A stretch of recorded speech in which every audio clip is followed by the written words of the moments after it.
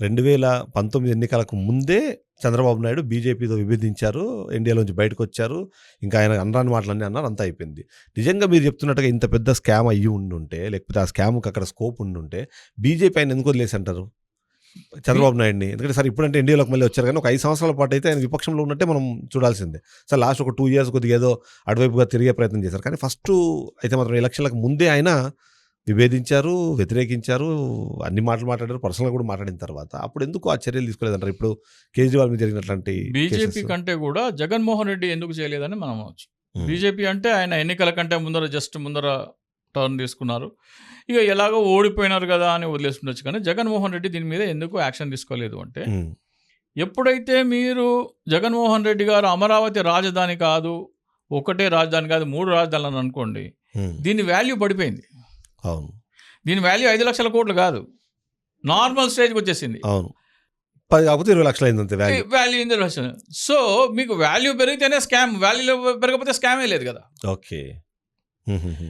మీరు దీని విలువ 5 లక్షల కోట్లు అయితే అప్పుడే స్కామ్. అది ఖజానాకి రావాల్సిన 5 లక్షల కోట్లు వీళ్ళకి పోతున్నాయి. ఓకే. దీని విలువ నార్మల్ అయిపోయినప్పుడు, కొంచెమే పెరిగినప్పుడు పెద్ద స్కామే కాదు. పెద్ద ఓకే. స్కామే కానప్పుడు ఆరోపణే కాదు. హ్మ్. కానీ ఇక్కడ అంటే ప్రతి సందర్భంలోనూ జగన్మోహన్ రెడ్డి చేసిన వ్యాఖ్యలు అక్కడ ఇన్సైడర్ ట్రేడింగ్ జరిగింది. తద్వారా టీడీపీ నాయకులు గానివ్వండి, లేకపోతే ఇంటర్నల్‌గా ఉన్న చాలామంది ప్రభుత్వంలో ఉన్నోళ్ళు లాభపడ్డారన్నది డిస్కషన్ చేసి కోట్ల దాకా పోయారు కానీ ఎక్కడ నిరూపించలేకపోయారు. ఇక్కడ ఇక్కడ చేసిన పెద్ద హ్మ్. తప్పు. నేను వైసీపీ ప్రభుత్వానికి అప్పుడు చీఫ్ సెక్రటరీకి, అలాగే అప్పుడు ఉన్న ప్రభుత్వ సలహాదారుకి 2022 నుంచి నేను చెప్తున్నాను. హైకోర్టులో మీరు ఓడిపోయినారు. మీరు ఏమంటున్నారు? అక్కడ ఇన్సైడర్ ట్రేడింగ్ జరిగింది అని మీరు చెప్తున్నారు కానీ ఆధారాలు లేవు. హ్మ్. ఇక్కడ పక్కా ఆధారాలు చూపిస్తున్నాం. Yes. రైతు భూమి విలువ 10 లక్షల నుంచి లక్షల కోట్లకు పెరుగుతుంది అనేది మనం చూపిస్తున్నాం ఇక్కడ. అదొకటి. రెండోది, వాళ్ళు ఏం చెప్తారంటే ఒక రాజధాని 3 రాజధానుల మీదే ఎక్కువ జరిగింది. మా సిద్ధాంతం అంటే ఐడియాలజికల్ డిఫరెన్సే ఉంది కానీ కాంక్రీట్ ఎవిడెన్స్ చూపించలేదు. అవును. సో ఈ వాదన మీరు పెట్టినట్టయితే హైకోర్టు ముందర, మీరు 10 లక్షల భూమి రైతు దగ్గర తీసుకొని అక్వైర్ చేయకుండా మార్కెట్ రేట్కి డబుల్ ఇచ్చి అక్వైర్ చేసినా కానీ 20 లక్షలు ఇచ్చేసినట్టు అయిపోయేది కదా. హ్మ్. ప్రభుత్వ ఖజానాకి రావాల్సిన ఆదాయాన్ని రైతులకి బదలాయిస్తున్నారు అనే ఆర్గ్యుమెంట్ ఎక్కడా చేయలేదు. ఓకే. నేను పదే చెప్పాను అప్పటికి. ఇంకో విషయం, మన రైతులు పాదయాత్ర చేశారు తిరుపతి వరకు. అవును. అమరావతి టు తిరుపతి చేశారు. తిరుపతి కన్నా అమరావతి టు అరసవల్లి కూడా ప్లాన్ చేశారు కానీ అది మధ్యలో ఆగిపోయింది. హ్మ్. అక్కడ ప్రజలందరూ వాళ్ళ మీద పులవర్షం కురిపించారు రైతుల మీద. కానీ ఆ ప్రజలకు తెలియంది ఏంటంటే 5 లక్షల కోట్ల రూపాయలు ప్రభుత్వ ఖజానాకి రావాల్సింది రైతులకు వెళ్ళిపోతుంది. హ్మ్. అంటే ప్రతి పౌరుడి దగ్గర నుంచి, ఆంధ్రప్రదేశ్ జనాభా 5 కోట్లు అనుకుంటే హ్మ్. ప్రతి పౌరుడి దగ్గర నుంచి ₹1,00,000 ఆదాయం తీసుకెళ్లి 29,000 మంది రైతులకు ఇస్తున్నారు. హ్మ్. పర్ హెడ్ ₹1,00,000 రావాల్సిన ఆదాయం తీసుకెళ్లి వాళ్ళకి ఇస్తున్నారు. హ్మ్. అది గనక ప్రజల ముందర చెప్పినట్టయితే, వైసీపీ గనక ఎక్స్ప్లెయిన్ చేసినట్టయితే, నేను చెప్పిన ఇది ఎక్స్ప్లెయిన్ చేసినట్టయితే హ్మ్. పూళ్ళు కాదు చెప్పులేసేటోళ్ళు. మాకు రావాల్సిన ఆదాయం మీరు దొబ్బేస్తా అని, మీరు పాదయాత్రలు కూడా చేస్తారని పుల వర్షం కాదు, హ్మ్. చెప్పుల వర్షం పడేది. ఈ రోజుకైనా సరే ఆంధ్రప్రదేశ్ ప్రజలు ప్రభుత్వ ఖజానా దోపిడీని ఎదిరించాలంటే ఇదే చెప్పాలి. ఇప్పుడు ఎలా చంద్రబాబు నాయుడు దాని మీద విచారణ ఏమంటే చేయడు. ఎందుకంటే ఆయన పాలసీ అది. మరి దాంట్లో ఆయన లబ్ధిదారు అవునా కాదా మనకైతే తెలియదు. కానీ ఆయన పార్టీ వాళ్ళ లేకపోతే ఆయన అనుయాయుల్లో మనకైతే తెలియదు. కానీ దాని మీద ఎంక్వైరీ ఆయన అయితే చేయడు. సో ప్రజలు గనక దీని మీద ఎంక్వైరీ చేసి ప్రభుత్వ ఖజానాకి లాభం చేకూర్చాలంటే ప్రజలు గౌరవ సుప్రీంకోర్టు చీఫ్ జస్టిస్కి లేఖ రాయొచ్చు, లేదా గౌరవ హైకోర్టుకి, లేదా ఇద్దరికి రాయొచ్చు. ఏమని? మీరు ఢిల్లీ లిక్కర్ చట్టం మీద అరవింద్ కేజ్రీవాల్ సిబిఐ ఈడీ విచారణ చేసినట్టే దానికంటే చాలా పెద్ద స్కామ్, 5 లక్షల కోట్ల స్కామ్ ఆంధ్రప్రదేశ్లో జరుగుతుంది. కాబట్టి ఆంధ్రప్రదేశ్లో కూడా ల్యాండ్ పూలింగ్ యాక్ట్ మీద సిబిఐ ఈడీ విచారణ చేయండి అనేది లేఖలు రాయొచ్చు. ఇక్కడ ఒక పర్సనల్ క్వశ్చన్, అమరావతి గురించి మాట్లాడంగానే చింతా రాజశేఖర్ మాత్రం వచ్చి ఇలాంటి ఒక వర్షన్ వినిపించే ప్రయత్నం చేస్తున్నారు. ఏంటి అమరావతి అంటే మీకు పడట్లేదా, లేకపోతే చంద్రబాబు నాయుడు అంటే పడట్లేదా, ఏంటి అసలు దీని వెనకాల సీక్రెట్ ఏంటి? అసలు దీని సీక్రెట్ ఏం లేదు. ఆంధ్రప్రదేశ్ ఖజానాన్ని కొల్లగొడుతుంటే చూస్తూ ఊరుకోమంటారా, వాయిస్ రేజ్ చేయమంటారా? చేయాల్సిందే. ఆంధ్రప్రదేశ్ ప్రత్యేక హోదా గురించి కూడా నేను మాట్లాడాను. ప్రత్యేక హోదా గురించి ప్రతి ఒక్క పౌరుడు స్పందించాలి. ఆంధ్రప్రదేశ్ అభివృద్ధి పదాన నడవాలంటే ప్రత్యేక హోదా మినహా వేరే దారే లేదు. దానికోసం ఆంధ్రప్రదేశ్ ప్రజలందరూ ఉద్యమించాలంటున్నాను.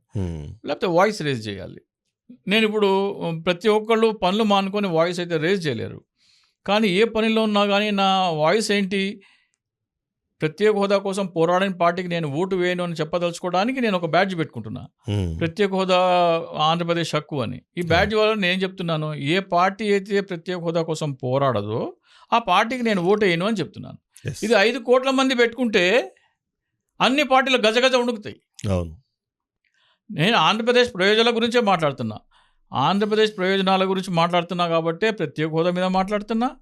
అమరావతి ముసుగులో 5 లక్షల కోట్ల దోపిడీ గురించి కూడా మాట్లాడుతున్నా. నేను అమరావతికి వ్యతిరేకం కాదు. మీరు రాజధాని 100% మీరు అమరావతిలోనే కట్టుకోండి. కానీ దోపిడీ అనేది జరగకుండా ప్రభుత్వ ఖజానాకి ఆదాయం వచ్చేలాగా మీరు చేయండి. ఎకరాకి రైతుకు 20 లక్షలు ఇచ్చేసేయండి.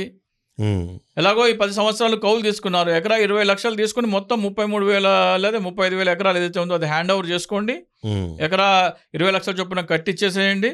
మొత్తం ఆదాయం ప్రభుత్వ ఖజానాకి రావాలి కానీ ప్రైవేట్ వ్యక్తులకు కాదు అనేది నా సిద్ధాంతం.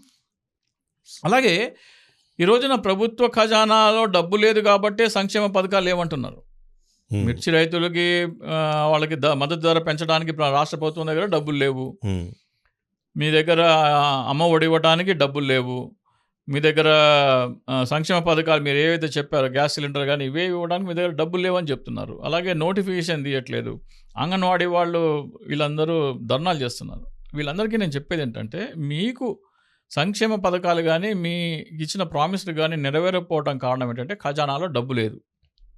ఖజానాలో డబ్బు రావాలంటే అమరావతిలో 5 లక్షల కోట్లు రైతులకు బదిలీ అవుతుంది.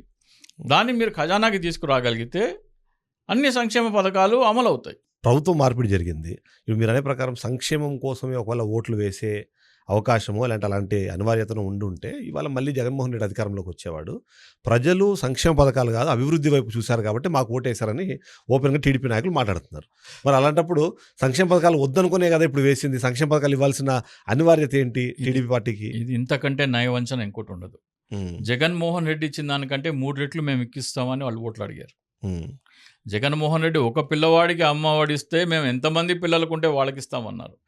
జగన్మోహన్ రెడ్డి సంక్షేమ పథకాల బడ్జెట్ 60,000 కోట్లు అయితే 1,80,000 కోట్లు, 3 ఇంతలు ఎక్కువ బడ్జెట్ దాన్ని కేటాయిస్తున్నామని చెప్పి వీళ్ళు ఓట్లు అడిగారు. ఓట్లు అడిగేటప్పుడు మేము సంక్షేమం ఎత్తేస్తున్నామని అడగలేదు. మేము అంతకి 3 ఇంతలు ఇస్తామని చెప్పి తీసుకున్నారు. సో సంక్షేమం మీదనే గెలిచారు. జగన్మోహన్ రెడ్డి కంటే ఎక్కువ ఇస్తామని గెలిచారు. రెండోది వీళ్ళు గెలిచారా లేదా అనే దాని మీద కూడా అనుమానాలు ఉన్నాయి దాంట్లో. ఎందుకంటే ఆ విషయం కూడా చెప్తా నేను.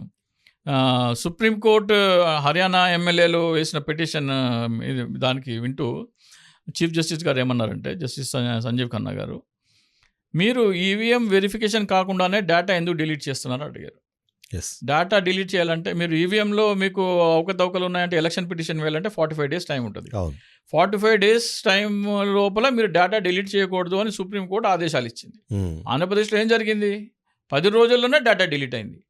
45 days వరకు మీరు అభ్యంతరాలు ఫైల్ చేసుకునేందుకు సమయం ఉండగా 10 రోజుల్లోనే డేటా ఎందుకు డిలీట్ చేశారు?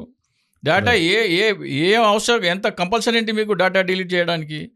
సో ఇవన్నీ చూస్తుంటే ఆంధ్రప్రదేశ్లో ఏం జరిగిందో అర్థం కాకపోతే అంతకంటే మూర్ఖులు ఎవరు లేరు.